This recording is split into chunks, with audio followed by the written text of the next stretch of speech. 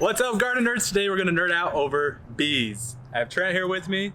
We're gonna go out to the bee farm and we're gonna see all about how they make honey, how the bees live, what they do. It's gonna be awesome. Come on, let's go.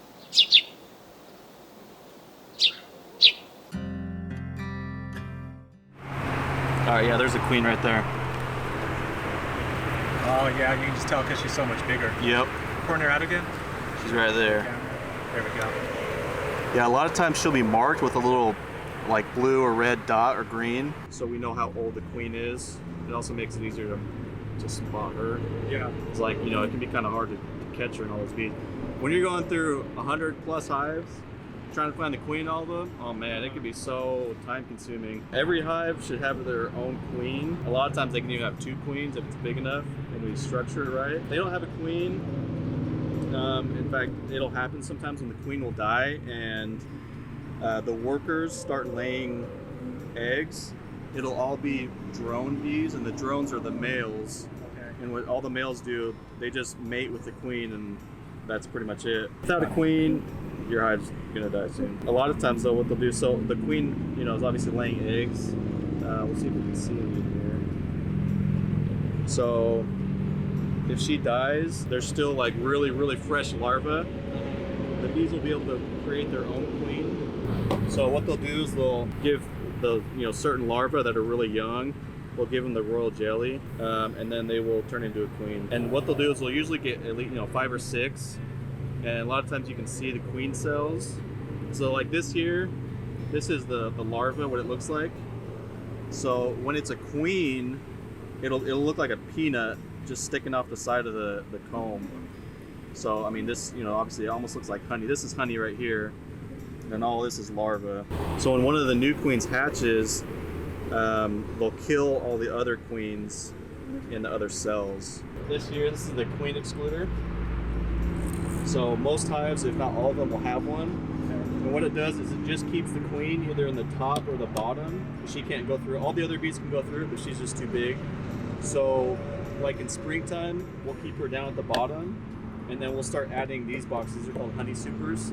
We'll start adding several of these on the top, so all the worker bees can just fill it with honey, and she doesn't add the larva to it. So like when we spin the honey, we don't get larvae in it. You can also do it at the bottom, at the entrance, to keep her and to keep the hive from swarming.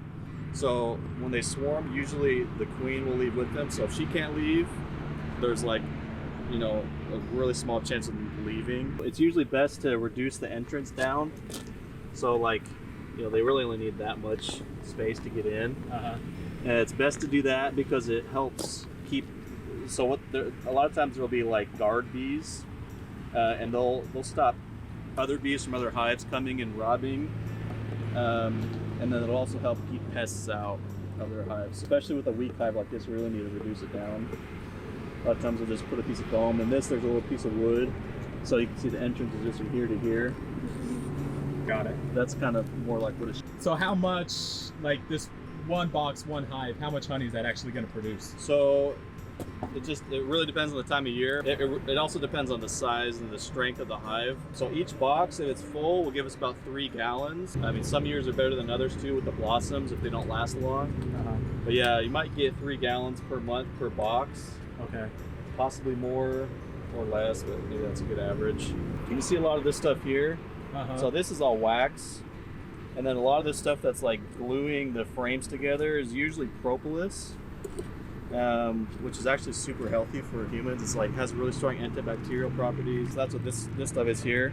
These, it kind of has a glue, and so it'll glue all the frames together, and a lot of times it's really hard to get it unstuck. A lot of times if there's gaps or holes anywhere in the hive where light is getting in, they'll fill it. So actually we have this little plastic frame. It kind of looks like this here, but the gaps are smaller. You just stick it on the top, and so the bees will fill the whole thing up with propolis. It's called a propolis trap, and that's how you collect propolis.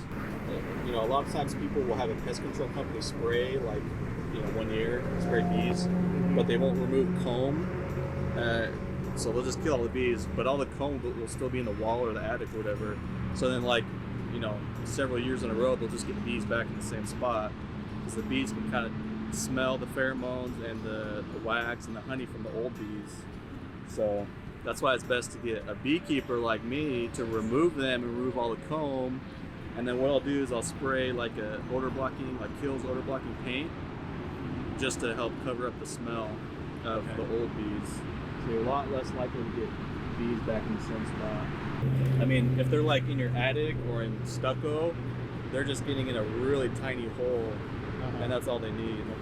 And then you get inside and there's like, 100 pounds of honeycomb. So usually with swarms, especially in springtime, I mean, if you see bees just on your tree or like on the side of your house, in a bush, whatever, yeah, it's usually best to give it 24 hours. And if, most of the time they'll be gone, especially if it's just a small swarm. Either just stopping to rest or whatever, still looking for a place. So usually it's best to wait. And then usually after 24 hours, if they're still there, they're probably gonna stay. Especially if they get into part of your house. So like if they're on your eaves and you see them coming and going, like in your house, then you definitely need a call. But if they're just like hanging out on your tree or whatever, give it a day. And if they don't move on, then call someone after that.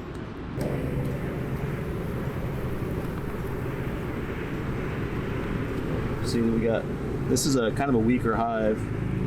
We actually just got these from another beekeeper. So you can see a lot of beetles in there, like these here. That's a sign of a weaker hive. Usually they'll be able to, when they have strong enough numbers, they'll be able to keep away pests. So this is all the honeycomb here. So I don't see any larvae in there. This is all honey. A lot of times they'll mix pollen in it too. I don't really see any pollen either. But yeah, so what they'll do is they'll fill it with the nectar, and then they like draw the water out of it and help it they have to reduce the water content, or the honey will go bad. It'll get moldy or spoil or ferment or whatever.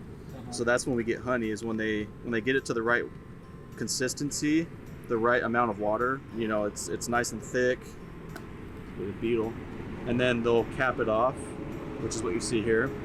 And so like springtime, when it's just like super strong honey flow, this will be fully capped off. And then what we do is we pull all those frames that are capped off, and we get like a hot knife, and we just scrape it, and then we just put it in the centrifuge. And that's when, that's the extraction process. And then usually what we'll do is we'll let it sit, because we don't strain it or filter it usually. So we'll let the honey sit, and all the wax and like dead bees that we get in with the extraction will float to the top, and then we'll just have a tap at the bottom of the barrel and start bottling up honey. This is actually from a branch. I just removed it. I haven't had time to remove the comb. They sound like they're gonna get aggressive, but you can kind of see this. So I just cut the branch and all the comb and everything with it, and I just stuck it in a box, and I'm gonna have to cut all the comb off and put it in these frames that we were looking at. So we'll get the little pieces of comb that the bees produce, and we'll just stick it in there, and then we'll just rubber band it all in there, so it stays, and that way they have all their comb and stuff, and all their larvae and everything that they've worked for. It takes a lot of work for bees to produce wax, so it's always best if we can give them, so like we have a lot of already drawn out frames, like you can see, or some over here. Looks like a big trash pile, but it's all usable. So this is already drawn out. You can see like down here, the yellow stuff there, that's the base that it comes with, just a piece of plastic, and then they just like, when they're making it, they'll just coat it with wax, so the bees start building on it. So then the bees will build all of this, and it, when we give them this, it saves them so much work. So this is what it looks like when a hive or a frame is full of honey. This weighs a lot. You can kind of feel how heavy it is. So it's all completely capped off, except maybe for a little bit, but it's still good. So is it ready to be extracted? This is ready to be extracted. And in fact, we can even extract a portion of it like this, and some of it's not. Usually the water content is still low enough that it won't go bad. Because a lot of times what will happen is, like I said before, it'll either ferment or it'll get moldy if there's too much water in it. So you can see there, it looks all juicy. Yeah, this is good stuff. This we're not going to extract, we're going to leave it for them. Usually like in springtime, we start cracking open the hives and like getting ready for the real strong flow. I mean, most of this will be gone because they'll have eaten it through the summer, or sorry, through the winter. So I feel stupid, but this is something I'm just now realizing. The bees make their own honey and then they eat their own honey. Yeah, so they make it for themselves, really. Same with the pollen. They get the pollen actually a lot of times for the larva. But yeah, it's all for them to eat themselves. I mean, I wish they were that nice that they would make it just for us.